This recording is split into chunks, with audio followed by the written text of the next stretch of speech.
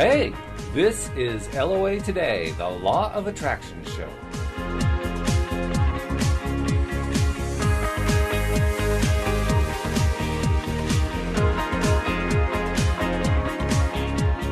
Welcome to LOA Today. Walt Thiessen and Joel Elston here. It is Thursday, January the 19th, 2017.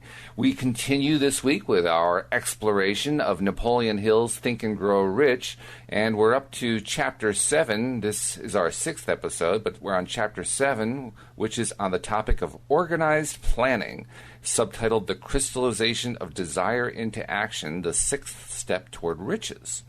And Joel, you and I, before the show, were recognizing that we probably need this chapter because our organization and planning skills preparing for this episode were not as good as they could have been.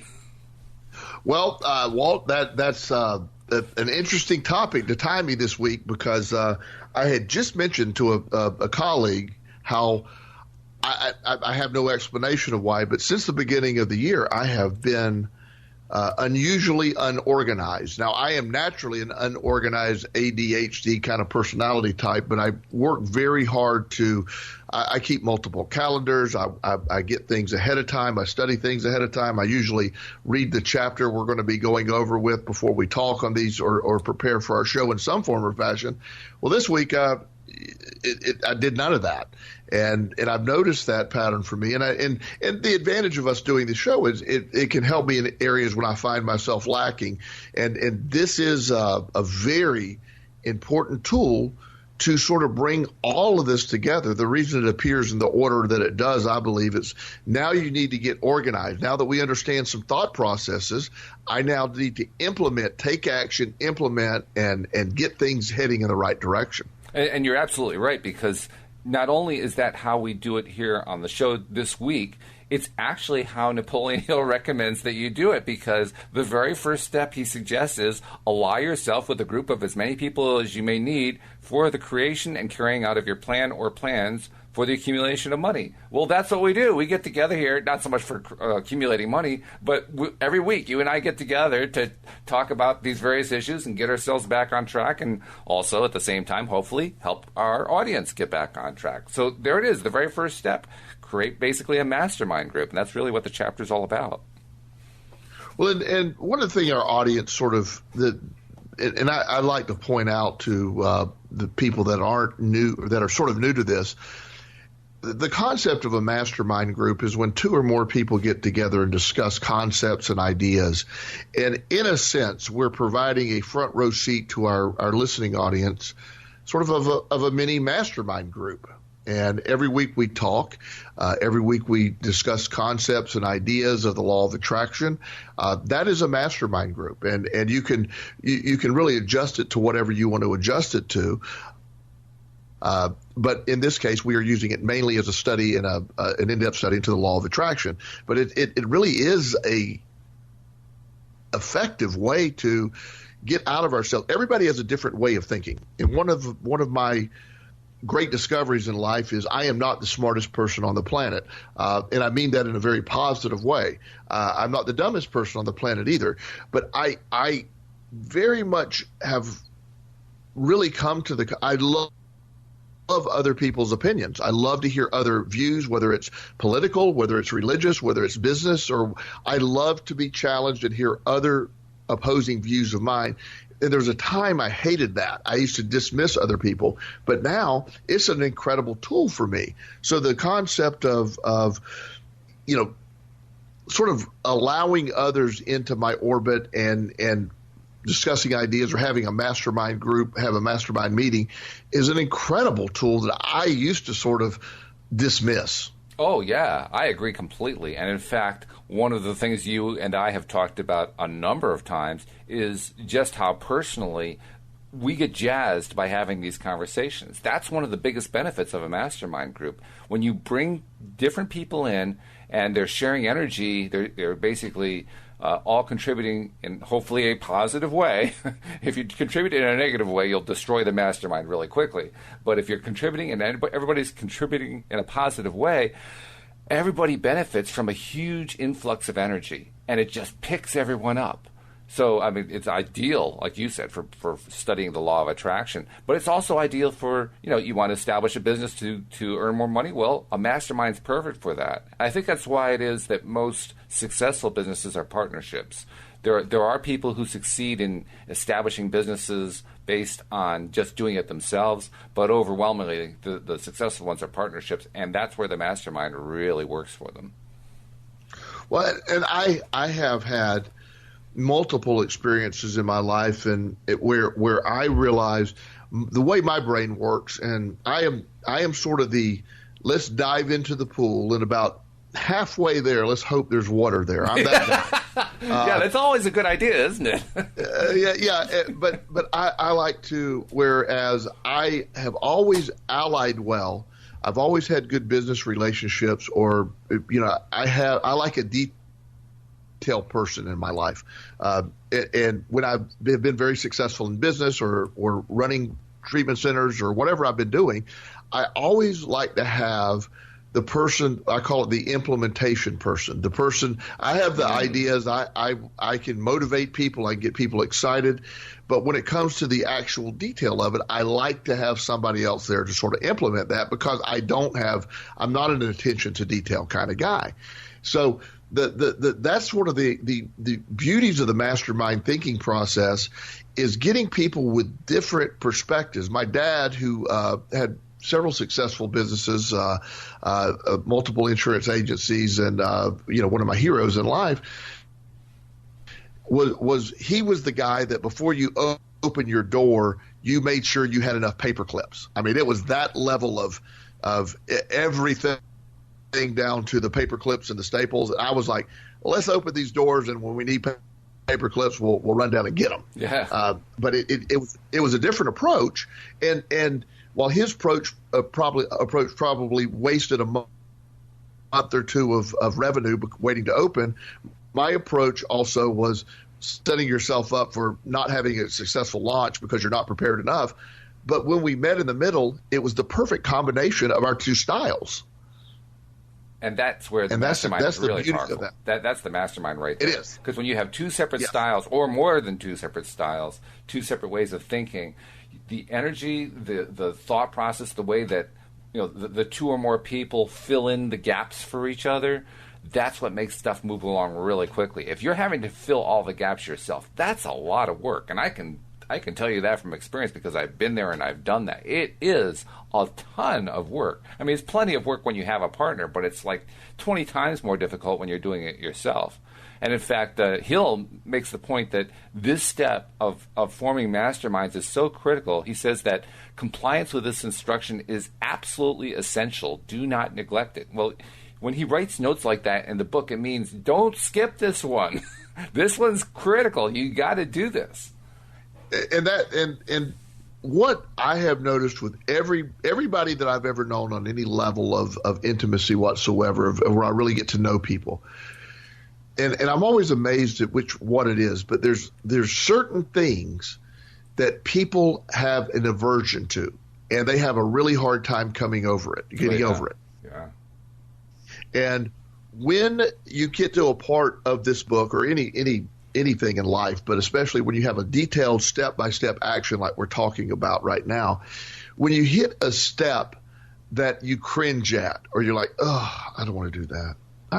That more than likely is the step you need to work the hardest on. Right. I really believe that, because if you keep failing, if you have been in a situation in the past where you keep failing, and then you find something that you feel uncomfortable doing, that almost always is the tool that you most need to get past the redundant behavior. And it's leading to failure. It's maddening, too, because we know that's true on a certain deep level. We know it's true, and yet we do everything we can to avoid that one thing because it's so uncomfortable.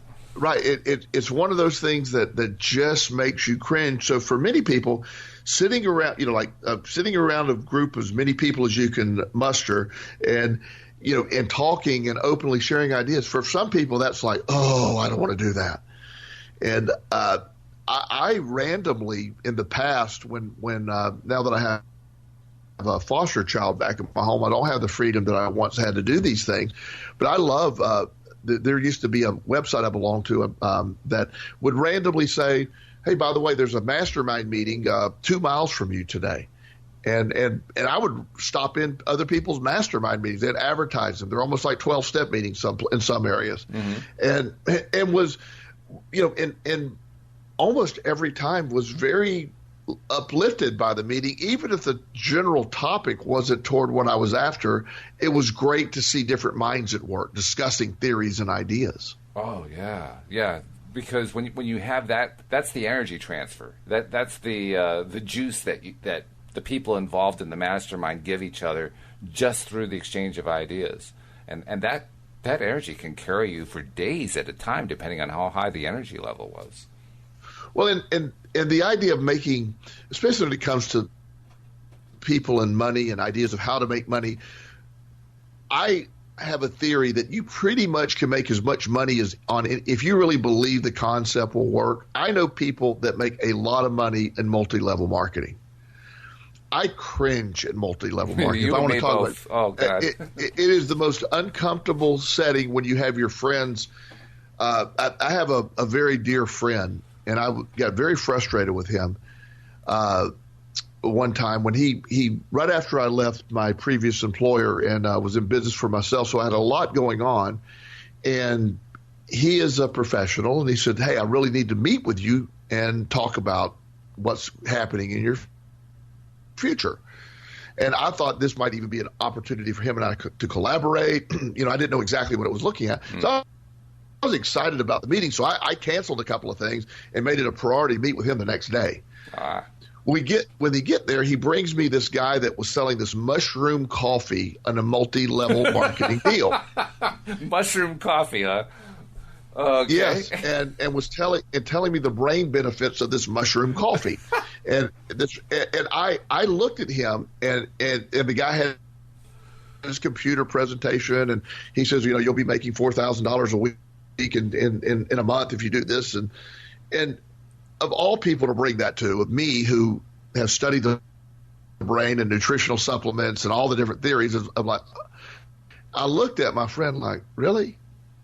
You did this? So I'm not saying that no one has ever made a lot of money selling this, coffee for the brain health, but I also know that I am so averse to that I have very little shot of making a multi-level marketing product work because that's just one of the things that I don't believe in. I think it's scammy most of the time. Oh yeah, absolutely. And, in fact, he kind of ignored the mastermind part, didn't he? Because he did. He didn't bring you in before he launched the thing. He brought you in after. Well, that's not a mastermind. That's a sales pitch. It's a sales pitch, and it's sort of so a lot of times, and the reason I bring that up, a lot of times people, when you talk mastermind, are thinking, oh, that's what they're trying to do, is they're trying to bring me in a sales pitch, and I want to be clear, it's two separate things. It's not going to a multi-level marketing concept, right. and the idea that when you get together, there isn't. If you have one preconceived idea and only one preconceived idea and you're stuck on that one preconceived idea, then that's not what a mastermind meeting's about. Right. I mean, the whole point of a mastermind, beyond the energy thing, which is certainly very big, Hill describes it very nicely. He says, no individual has sufficient experience, education, native ability, and knowledge to ensure the accumulation of a great fortune without the cooperation of other people.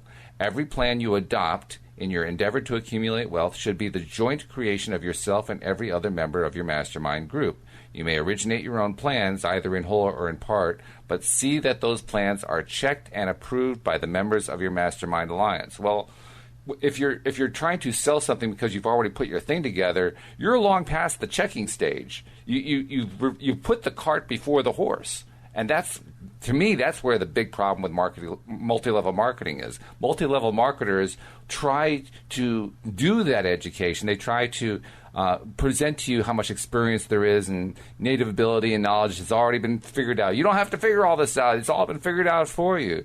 Yeah, but that's where the most important learning happens. They put the cart before the horse, and that's why for many of us, multi-level marketing is just so repulsive. It's right. It's reversing the whole process. And it doesn't and as I said, I know people that do very well in that field, but it's something for me. It's a personal aversion, and another caveat that I need to point out, or another sort of perspective of this, is I have also found I've had mastermind meetings where, for example, there were several therapists that I used to supervise, and when I left the company that I worked for, I had a mastermind meeting one time with probably 6 of these former therapists. And our role in the past had always been me being supervisor and they being subservient. So I found that was not an effective mastermind because nobody would challenge me. Right. And it's like, it was like, no. I'm not telling you my ideas and everybody kiss my butt and tell me what a great brain I have. I'm wanting you to say, no, here's what I think. Here's what I think. Here's what you made me think about. But instead, they're like, "That's a great idea, Joel. Let's do that." I'm like, "Okay, that's not exactly what it's about." But you want different points of view. You want to challenge each other. But the key point that Hill points out also is you must maintain perfect harmony within the group. You must. It can't become, well, I want to be challenged. I don't want it to be adversarial. I don't want you screaming at me and threatening to kill me, or I'm quitting this group because you don't agree with me. The point is our goal is lifting each other up together. You and I do a wonderful job of that every week, where you and I don't always agree on every single version of everything exactly. Well, it'd be boring if we did. Let's be honest. It would be deadly boring. Well, yeah, can you imagine? I don't want to live in a world where I love the other ideas. I have some friends, especially when it comes to religion and politics, that if you don't believe exactly like they believe, they really freak out. Oh, yeah. Like, why do you want to live in that world? It's not a fun place. Well, they obviously haven't thought it through. If they thought it through and realized that every single day, every thought that came to them was going to be a thought they already had, they don't realize they'd be falling asleep by noon. Right. With my private practice, my foster care child, and everything that I have going on, I started a new venture this week. Oh, really? Where, yes, I'm working with the Amen Clinic and Daniel Amen, Dr. Daniel Amen, who does brain scans. Okay. And I am now becoming certified in therapy using I'm going to he has a new certification that comes along that I basically learned everything there is about brain scans and how it applies to behavior and all that. And I'm applying it to my private practice. And I believe, as I've always told you, I believe there's a direct connection to the law of attraction with all this anyway. And so I'm always about adding more to the equation. I feel like it's let's keep pursuing, let's keep challenging ourselves. And this is our exploration. Forget Mars. Let's explore the brain. What we don't know about the brain is far more than what we do know about the brain. Is this the guy you were telling us about a week or two ago who could read a brain scan and tell you exactly what's going on, what your psychosis is or whatever else? Yes, absolutely. And I refer clients to them often, and they called me and said, we really appreciate the clients. We started talking. I talked to Dr. Amen briefly, and he says, look, we're doing a certification thing. Would you like to take that? And absolutely. So I've added, another 5 hours of studying a week, or 5 hours a day, it seems like, so on some days. So, but it's a very exciting concept for me, and it adds stuff to it. So I see from a brain perspective, when you look at what happens, when you're studying the brain, and when you go to church, for example, and I'll use church because hopefully most people are using church for this way. When a group of people get together and they are positive, when it's a positive message, and we sort of come together like, the point of us, we're to help others, we're to do things.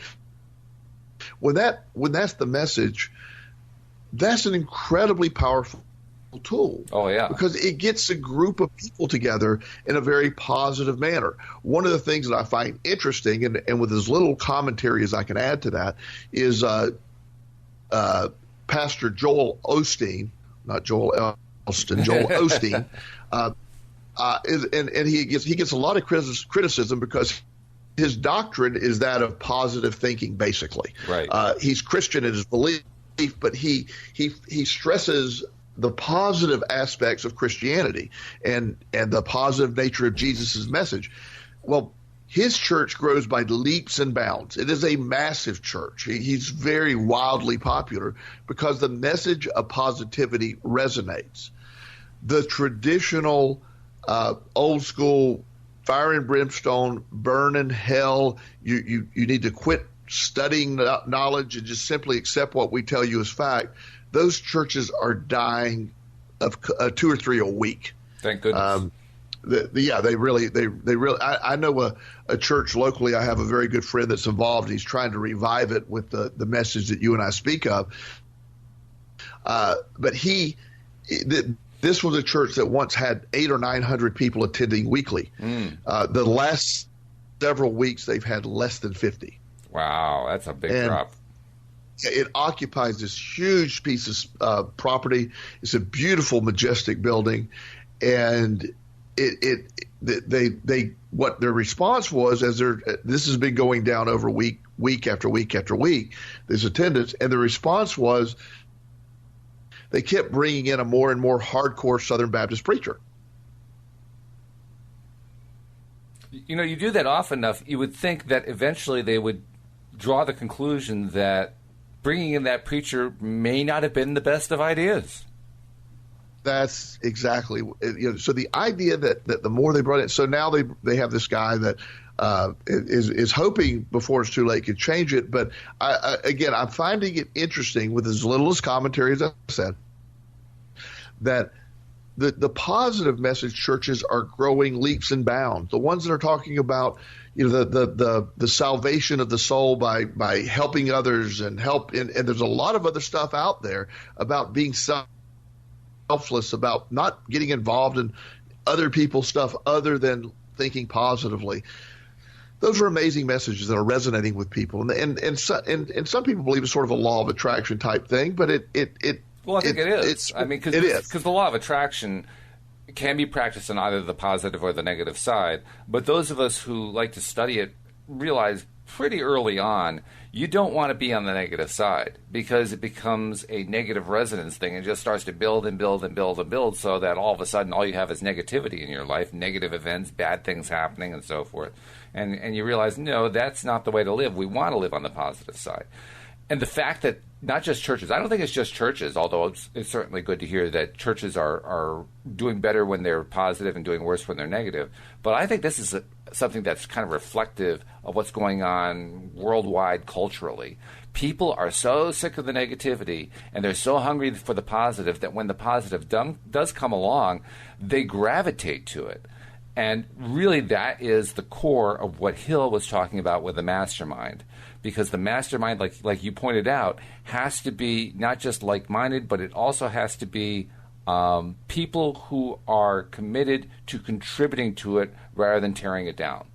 If you contribute to it, if you make it a positive experience, all kinds of good things come out of it. If you're doing it for the purpose that Hill talked about, which is to acquire wealth, to build a business, then a positive mastermind group will help you build that business faster than you could possibly imagine having done by yourself.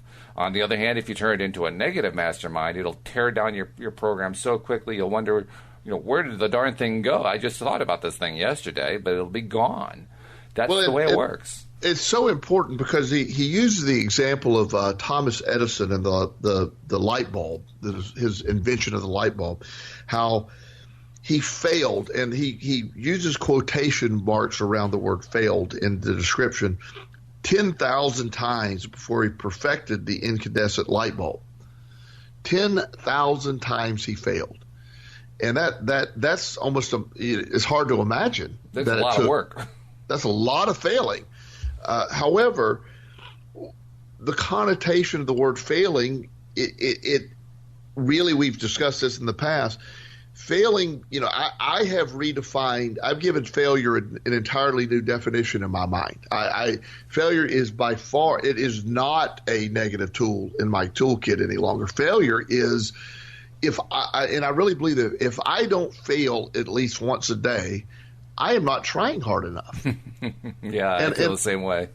Yeah, and so the idea that I want to push the bar up to failure, and where I was able to the first time I could translate that into a positive was in my working out and my weightlifting. As you know, I do that pretty adamantly. I'm a pretty heavy weightlifter. Right. And to get stronger, I learned early I lift weights until I cannot move the weight any longer.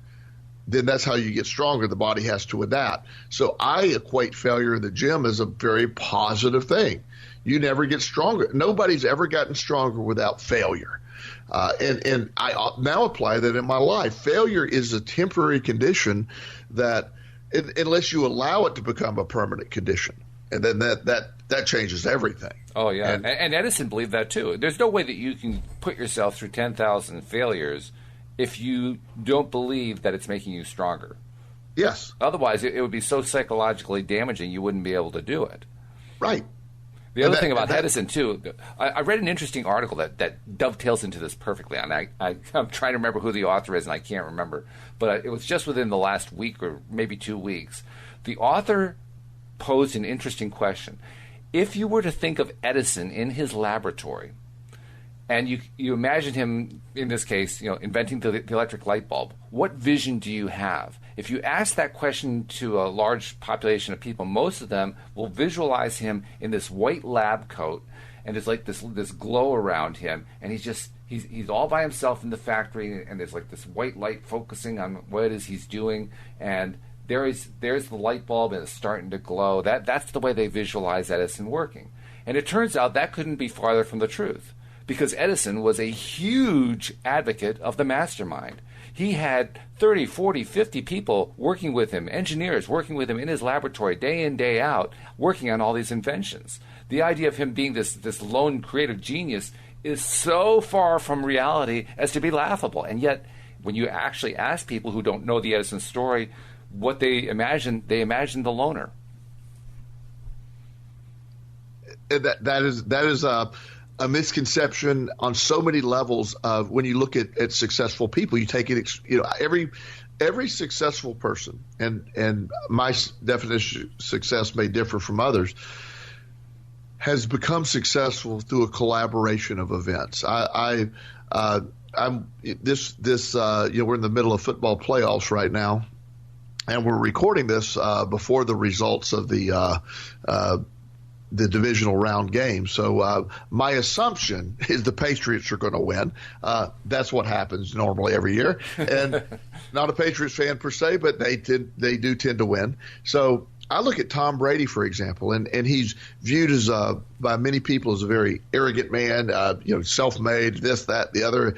But for Tom Brady to become Tom Brady had tons of help, tons of coaches, tons of receivers, Tom Brady is a collaboration of his family's dedication to him as a child. He has a work ethic that's installed in him. He was drafted in the lower rounds. He was drafted 199th.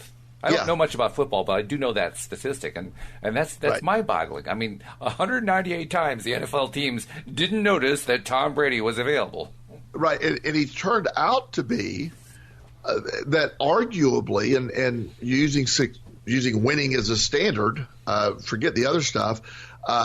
Probably he's in anybody's top five, and I know people that argue he's the best quarterback to ever play the game. And it isn't because of his skill set as much as his winning ability. I mean, he's got a great skill set, but his mind is dedicated to winning. And he developed that through a lot of work with a lot of people. So everybody that's obtained success has done so with a collaboration of other people. Now, they might not always herald that collaboration as a method to their success, but there's very few people that didn't have a group supporting them. I am successful today, in my opinion, and I'm saying that without arrogance, but I hit extreme failure, and I built myself back up, and I spent a lot of energy, but along the way, I didn't have people helping me financially, but I had people helping me emotionally. I had people supporting me emotionally and helping direct the path that I was heading. And I'm very proud of where I ended up, but I could not have done it without the help of other people. Oh, yeah. I don't follow NFL football at all, and I don't follow the Patriots. So I don't know that Brady has said this kind of thing, but I imagine he has said this, because if you're a winner, you learn to say these things because they're true. Joe Montana, I know, said this, so that's why I'm going to attribute it to Joe Montana. Back in the day when he was winning all the Super Bowls with the San Francisco 49ers, anytime that the press asked him about his success and how great he was and how his passing ability had improved so much and yada, yada, yada, he kept saying, look, guys, I can't do this without this fantastic five-man offensive line that protects me every week. If it weren't for them, I wouldn't have any of these records. You're pointing at the wrong person. It's the offensive line that made my records possible. And he recognized the importance. That's not just a mastermind. That's a master action plan.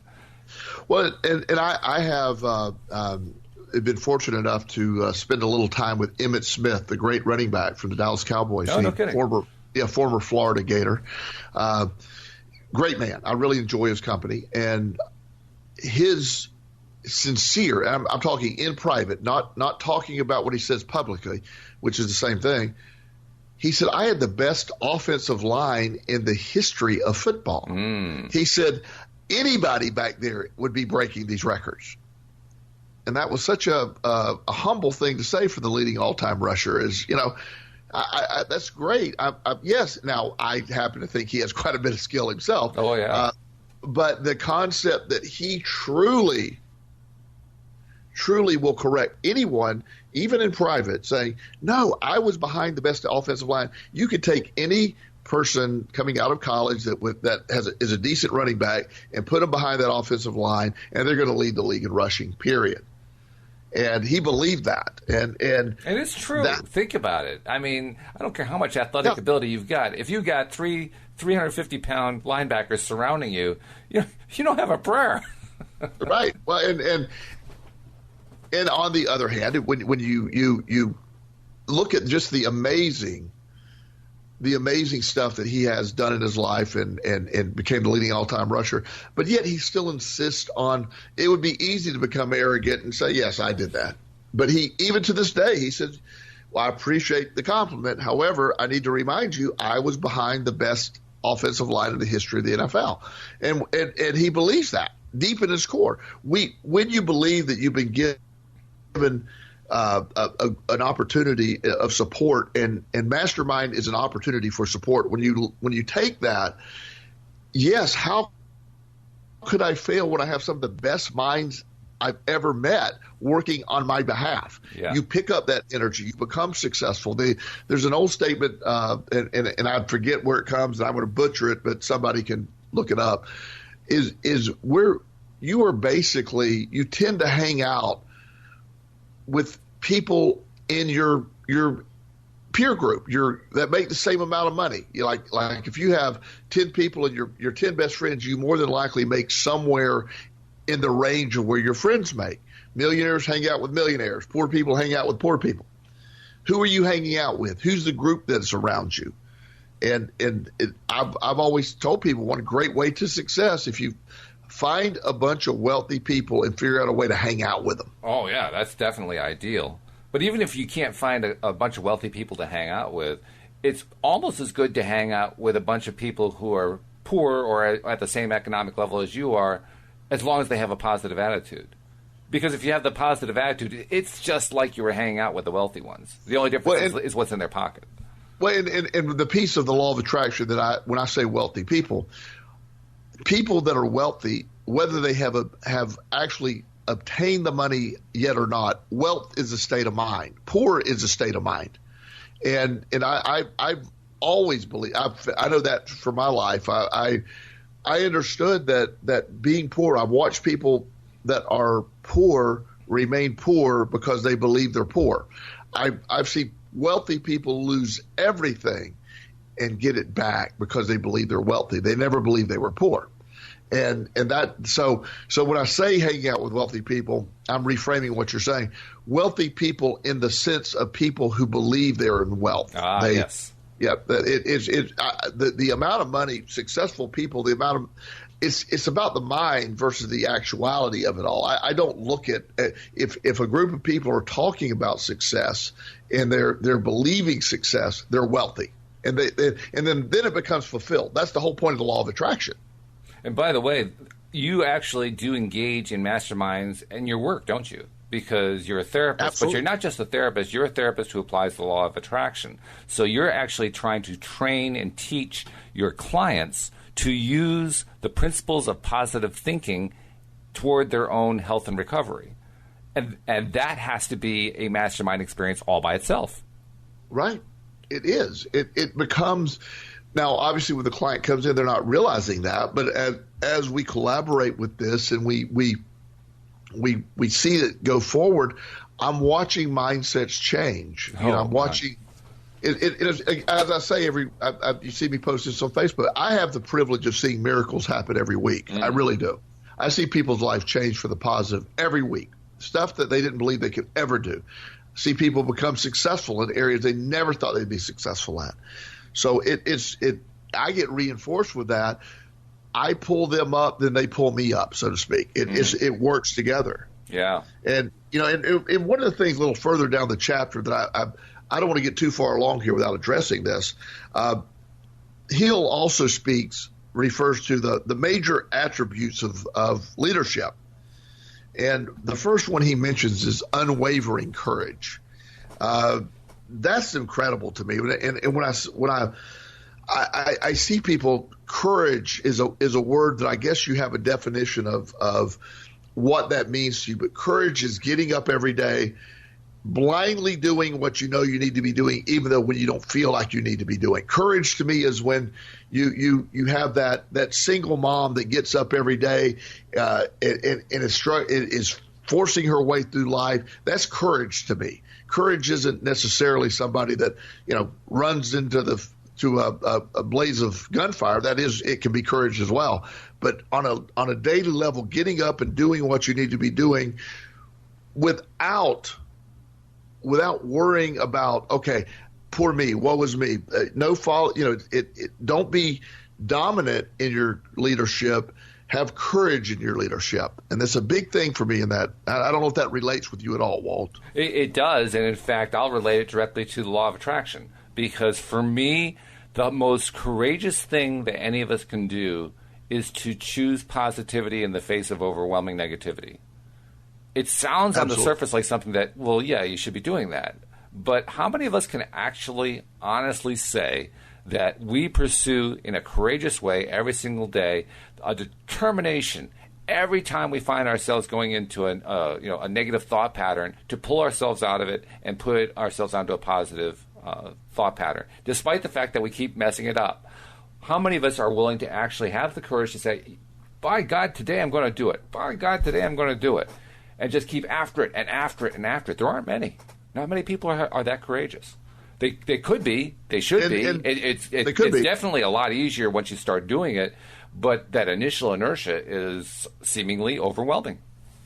Right. And that's that piece for me, that courage piece of reminding, that is the definition of courage. It's one of the words that I have sort of things around my house, like posters with words on them.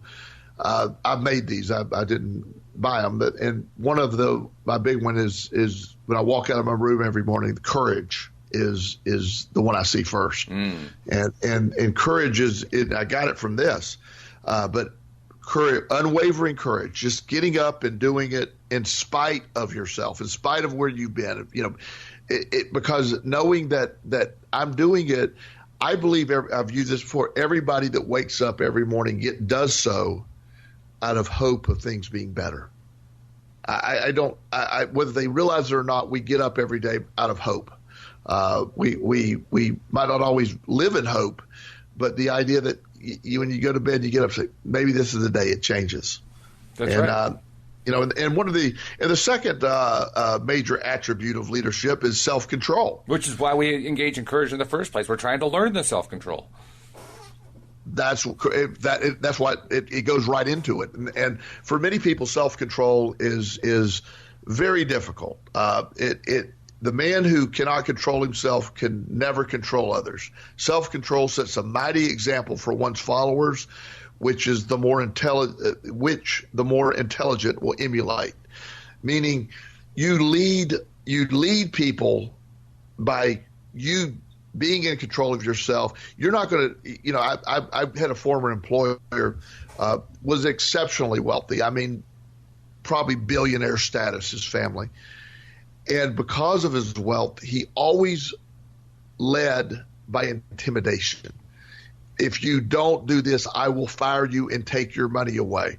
I will harm your reputation. I will make you. He could be brutal in dealing with people. He was really afraid, wasn't he? I mean, he was terrified. Very afraid. Absolutely. And the problem was, while his vision was positive, which I always admired his vision, his way of implementing it was negative. That's why his results tended to be negative. He had an incredibly high turnover rate. Nobody would stay with in some of the higher end positions. He could never maintain professionals because they wouldn't work with him.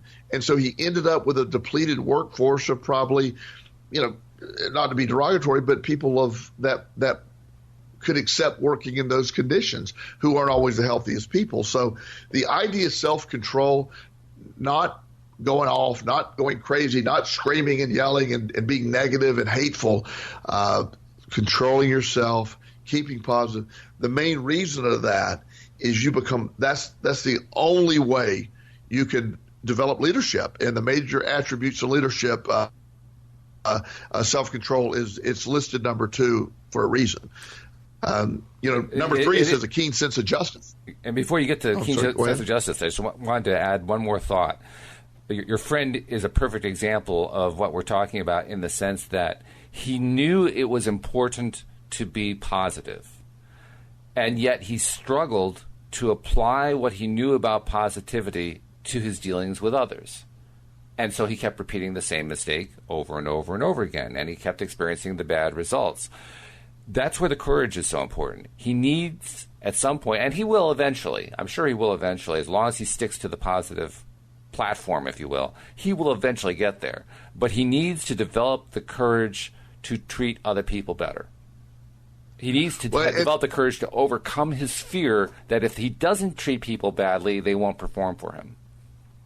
Well, and this is an example sometimes of where extreme wealth can be a detriment, because whether he gets that or not, and your confidence in him is more than mine, whether he gets that or not, he's allowed, no matter what he does, he could never run out of money. That's an incredible place to be in. Yeah. Most of us say, okay, if I don't learn to be a good leader and don't become I'm not going to be able to make a living. I'm not going to be able to do this or work within an environment or learn to follow somebody who's leading correctly. I mean, you don't have to always be the leader, but the idea that he would never have to work a day in his life, no matter what happens. If he lost $50 million, he still has another $950 million to fall back on. Mm-hmm. So the idea that, whatever. So the driving factor that normally keeps most people in that direction is sort of lost on him. And he does have a good idea about a lot of things, but he's never been successful. He's had multiple businesses that have all failed. They've all lost millions of dollars, and he just keeps coming back to the well and not understanding it isn't the business idea that's the problem. It's his attitude, the way he leads. It's the problem. And it's quite possible. He actually could, depending on how his family has structured their wealth, it's conceivable he actually could lose the whole thing. I mean, if he's lost it in small amounts, that doesn't prevent him from losing it in big amounts. It actually encourages it. So it's possible he could drive his family into the ground. It certainly happened before. I mean, I recall an incident from the 70s. The Hunt family tried to corner the silver market and basically bankrupted themselves in the process. They were billionaires. Absolutely. Billionaires in the 70s, when billionaires really meant something. Absolutely. And yet they managed to do it, So it's quite possible. I hope he doesn't do that. I hope he actually learns the lesson before then. But maybe that's what it'll take. Who knows? It may be, and fortunately, his family is also they have safeguards in place that he So, He can lose some money, but he can't lose nothing. So he's protected against his own worst intentions and plans and so forth. He's protected against, which I guess is good, I suppose. Yeah, it is good. But he's also, someone who isn't very happy. He's you can see he's always looking for happiness, but he's never going to get it because of this one factor. And when I say negative, I hope he does. He's, I still like the guy. I hope I admire his vision. I admire it. I just think the idea that, wow, if we could just get him to the other side, what an incredible journey he'd be on. And well, I think that's why it really comes down to whether or not he stays positive, because that's a person who could very easily fall off the positivity bandwagon. Yeah, absolutely. Yes. And so the next is a keen sense of justice. If without a sense of fairness and justice, no leader can command or retain the respect of his followers. I mean, it's literally, keen sense of justice, being fair, treating others with fairness. I know one thing I always admired, and for many reasons I admire about my dad. But my dad was someone who his word and his handshake was his bond. And a lot of people say that, but years ago he had a piece of property, and I witnessed all this. And in the big scheme of life, it's not that big of a deal. But there's a gentleman that owned the piece of property next to his, and he was a farmer, and he wanted to it was near interstate. And he called my dad and he said, "Would you sell me that piece of property?" My dad said, "Well, okay." And he said, "Let's just get an acre of land's going for, at the time, probably $5,000, and there's 3 acres. So I'll take $15,000 for the property. That's very fair." Well, the guy said, "Great, we'll get the attorneys together." Well, things happen in a month or two, nothing comes up. Well, that was a phone call that happened on. Well, in the meantime, a gentleman stops in that for a major fast food company and said, "We're interested in buying your land." And my dad said, "Well, I have a contract on that land already." They says, "Well, we're sure you will not, or whatever the term was, you'll go with us if you don't have an official contract, because we're offering you $75,000 for the land." Uh-huh. And my dad said, without blinking, "I'm sorry, I've made a verbal commitment to this gentleman, and we will follow through with it." And he did. There aren't many people who will do that these days. No. And so, I witnessed that. I witnessed him, and that's one example. There were many smaller ones, but that was the biggest one I can remember. Sure. And he was a man. He is a man of his word. And it isn't. He didn't process things like, well, what is in my best interest? His best interest was keeping his word, and he knew that. And that was an amazing thing, and that's why my dad is remains one of my heroes, because he has a keen sense of justice, and I strive to have that same keen sense of justice, and I try to implement that in my life as well. Something also for us to remember about a keen sense of justice. Justice is not the same thing as retribution. It's not the same thing as revenge. And so Absolutely. often people think of justice. If there were any justice in the world, that wealthy bugger over there would give up some of his money so the rest of us can have it. That's not justice. No. It's not even close to justice. No, it doesn't fit the bar at all. I mean, justice is you doing the right thing, not judging others for not doing the right thing. There's a legal definition of the justice system. That is not what Mr. Hill is speaking about here. No, what he's talking about is even-handedness and fair play, and even the word fair. Have you ever looked at the word fair, Joel? I actually looked it up one time to really understand what fair meant. Fair actually comes from pleasant. That's where it derives from. Fair is pleasant. So fairness is pleasantness. Fairness is positivity. So really, a sense of justice is a sense of positivity. It's a positive appreciation of the way things should be. And that's a great. I didn't know that. I never looked it up. I'm glad you said that. That's excellent. Yeah, it surprised me because I expected fair to be something like even-handed or something like that. That's not what the root is. Wow, that's amazing. The next is a definiteness. I can say that hopefully of decision. The man who wavers in his decisions shows that he is not sure of himself. He cannot lead others successfully. When you have someone, one of the things before this previous election, the last election we had, one of the things that was often a big factor was someone who wavered in their decision was a big factor in people who they vote for. Right. It seemed like it came up sort of the opposite this time. The more you wavered, the more you get more votes you got. But it's the idea that leadership is definite when you don't waver in your decisions. Now, there's a big difference, and here's a key point.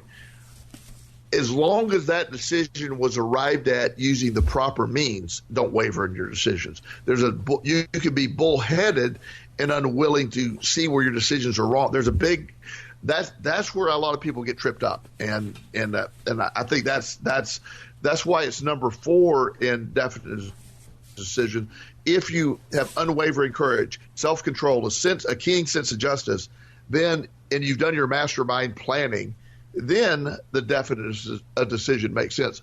If you pick a path at that point in order, follow it, and you stick with it. Yes, and in fact, that's why the mastermind is so intensely valuable. Because when you have a mastermind group, if you try to take on a definite decision of a kind that is contrary to what's going on in the group, it's going to undermine you. And if you try to waver within your mastermind, the people in your mastermind group are going to say, well, you're wavering in your decision here. This is not a good thing. If you're going to stick to something, stick to something. If you're not going to stick to something, get off the pot, as the old saying used to be. That's what the mastermind does. It holds you accountable to your own decision-making process. Yes. And that is so important. And really part B of that is the next one. It's the definiteness of plans, meaning the successful leader must plan his work and work his plan. A leader who moves by guesswork without practical definite plans is comparable to a ship without a rudder. Sooner or later, it will land on the rocks. Mm-hmm. And again, if you just tuned in, we're not discussing the current political climate. We're talking about we're talking about definiteness of plans. Where in your mastermind building product program, you've developed a plan, you have definiteness of decisions, but now we got a plan. We've planned this out. It makes no sense to make a plan and then not follow through with it. That's what happens to many people. Again, another advantage to working with a mastermind. If you're in a mastermind group, they're going to hold your feet to the fire. This is what we agreed to do, so let's go do it. Come on, let's get off the pot and let's go do it. Well, absolutely. The definiteness of plans requires that you stick to your plan, and mastermind groups are wonderful for that. In fact, isn't that absolutely. The essence of a 12-step, Joel? I mean, you're more of an expert of 12 steps than I am. It should be. A 12-step group should be that. That should be the point. Unfortunately, for many 12-step groups, they go the other direction. But should be. But you're right. That's the point of a 12-step group, a group of people in a positive direction moving forward in their recovery. It's an amazing tool when done properly. Yeah, I can see how it would be. It is. And the next is the habit of doing more than you're paid for. This turns a lot of people the wrong way. One of my goals in coaching people and discussing people is I always want to deliver more than I have to deliver. I allow for, most therapists do 50-minute sessions. Some I know do 45-minute sessions. I allow most of my sessions go between an hour and 10 minutes. I allow hour 30-minute blocks for each person. I have to do my notes in between. And the reason I do that is, first of all, I want to deliver more than others. I think that's very important. I don't log every single phone call or every single email. A lot of people do that. A lot of people say, Joel, you leave a lot of money on the table by talking to somebody's parents for 15 minutes without logging that in and charging them for it. And I appreciate that. Yeah, from a pure business standpoint, you're probably right. From a delivering more than when that person refers somebody, they have without a doubt that I'm in this because I'm in it for a passion. I'm not keeping up with every single minute of my time. I had an attorney do some work for me, and he charged me $10 per email. Oh, God. Yeah. Yeah. Oh, to my read an email. goodness. And some of my emails were real, here's the information you requested. And I sent a ka-ching, $10. I'm like, wow. I learned that pretty quick. Every phone call, whether it was a minute or not, was 15 minutes of his time. So I learned to take the full 15 minutes if I was going to talk to him. So it's just, that worked for him. It doesn't work for me. You develop the habit of delivering more. Then when people look at you, one great example that I tried to set, and when I was at another previous employer, I had. I'm not recommending this, by the way. I'm just saying what I did on a Friday morning. I had my gallbladder was giving me problems, and I left work at noon to go have my gallbladder taken out. Monday, the doctor said take a couple weeks off work. Monday morning, I showed up at work. Now, I didn't have to do manual labor. I didn't have to do any of that, but I showed up at work Monday morning. Number one, everybody's like, oh, my God, what are you doing here? You said gallbladder surgery. I said, I'm fine. Worked the entire day, did fine. But going forward, when that person said, well, I got a little head cold today. Do I need to go into work? Yeah, you do. Joel went in with his gallbladder. You set a goal. You set a standard. You set a standard, and other people can use that as a goal in the future. Really important. Oh yeah. And I think the number 7, pleasing personality, being upbeat, positive, is redundant to even what we're always talking about. It is the key. Mm-hmm. Pleasing personality. We don't want to be annoying and obnoxious and a negativity factor in people's lives. So is number 8, sympathy and understanding. I mean, how can you possibly have a pleasing personality without also being sympathetic and understanding? Yes, and you implement loyalty. One of the things I used to do when I have moms or dads, their kids, if your kid had a play, go to that play. I'm not docking you for pay. Go. You need to go to a school conference, go to a school conference. Once you do that, that endears loyalty. I know a lot of places, well, you clock out and you go do that. No, go do that. But when I need some extra, be willing to put in some extra without billing me for it either. Right. And it worked both ways. Exactly. And it worked great. Mastery of detail. My big deficit that I keep on working on, clearly important, mastery of detail. Mastery of detail, and it goes along with willingness to assume full responsibility, number 10. Again, Yep. 2 principles that work together. Yep, and the other one is sort of the wrap, cooperation. The successful leader must understand and apply the principle of cooperation, cooperative effort, and be able to induce his followers to do the same. Self-explanatory. Excellent point. Excellent point. And that's the exciting point. And 11 points to this thing. 11 points to how Yes. to organize yourself, how to get organized and to stay organized, which is really what the chapter is all about. But staying organized is not just the paperclip thing. It's the much broader picture. It's why the mastermind is so important, and it's when you're following all these steps, you actually don't have to think about them. They come together so easily and so naturally that anyone who's actually staying organized in the way that Hill's talking about doesn't have to think about them, because you're acting true to other people. You're being kind to them. You're being sympathetic and empathetic. You're viewing them with a true sense of justice. You're doing all the things because that's the way to treat people. Absolutely, and that's the bottom line.